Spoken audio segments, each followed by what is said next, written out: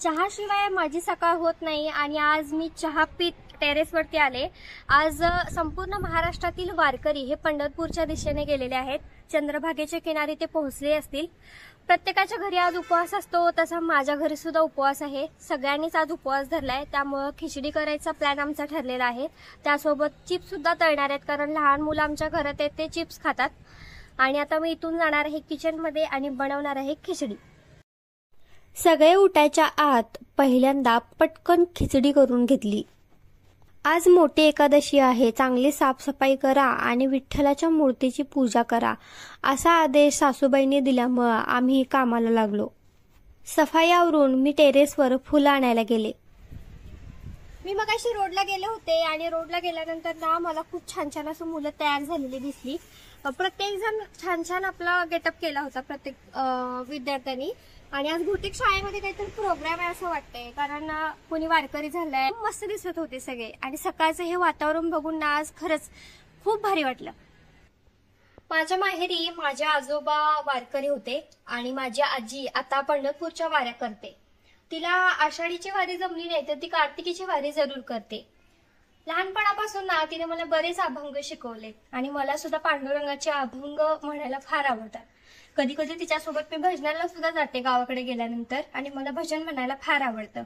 त्यात तिने मला एक अभंग ऐकवला होता लहानपणी आणि तो मला अजूनही आवडतो आणि अजूनही तो मी अभंग म्हणते आणि माझ्या बाळाला सुद्धा मी तो अभंग ऐकवते आणि तो अभंग ऐकल्यावर तो नक्कीच झोपतो आणि तो अभंग आज मी तुम्हाला ऐकवते।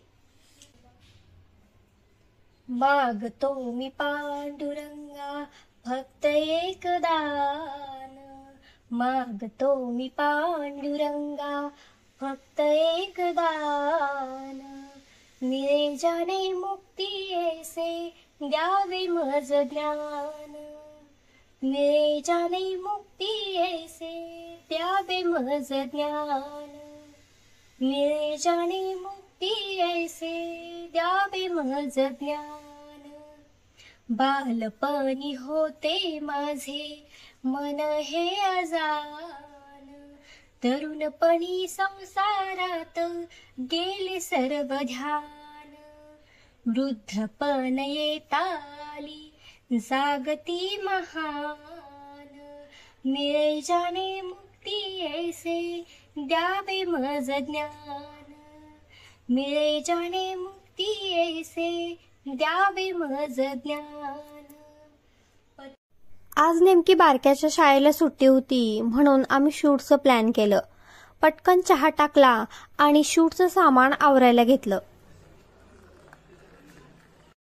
मित्रांना बघून बारक्या खेळायला पळू नये म्हणून सगळ्यात पहिला त्याला गाडीत टाकला आणि त्यानंतर बाकीचं साहित्य घेऊन मी गाडीत बसले आणि आम्ही निघालो शूटला।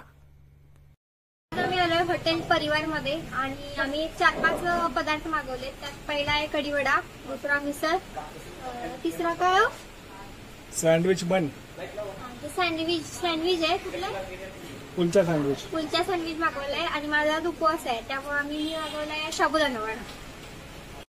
4-5 पदार्थांची ऑर्डर दिल्यामुळं आता ते पदार्थ कसं बनतात हे बघायला आम्ही त्यांच्या किचन मध्ये गेलो आणि दिसल ते शूट करायला सुरुवात केली। इथं कढीवड्याची थाळी तयार होते आणि ह्या बाजूला स्पेशल मिसळची थाळी।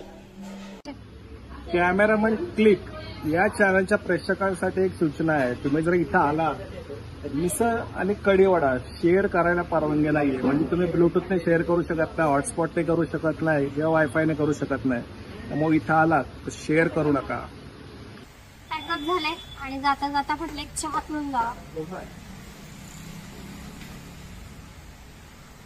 चहा पण मस्त आहे, बाहेर पाऊस पडतोय आणि मी आत बसून चहा पिते। आता घरी जाऊन बघूयात संध्याकाळी काय, आज उपवास आहे त्यामुळे संध्याकाळी काय घरी बनते ते। घरी गेल्या गेल्या या 2 मांजरी स्वागतालाच बसलेल्या आणि इकडे घरात बारक्या काकाला म्हणत होता मला भोवरा बांधायला शिकव, भोवरा कसा खेळतात हे शिकव।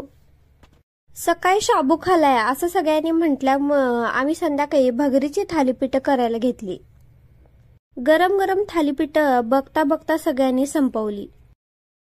आज ठरलेली सगळी कामं उरकलेत आणि आताच सासूबाई म्हणत होत्या की उद्या दुवादशी आहे, तर दुवादशीला पोळ्या करतात आमच्याकडं आणि उद्या सकाळी पोळ्या करायचा प्लॅन आहे। बघूयात उद्याच्या दिवसभरात नेमकं काय काय घडतं। आत्तासाठी शुभरात्री।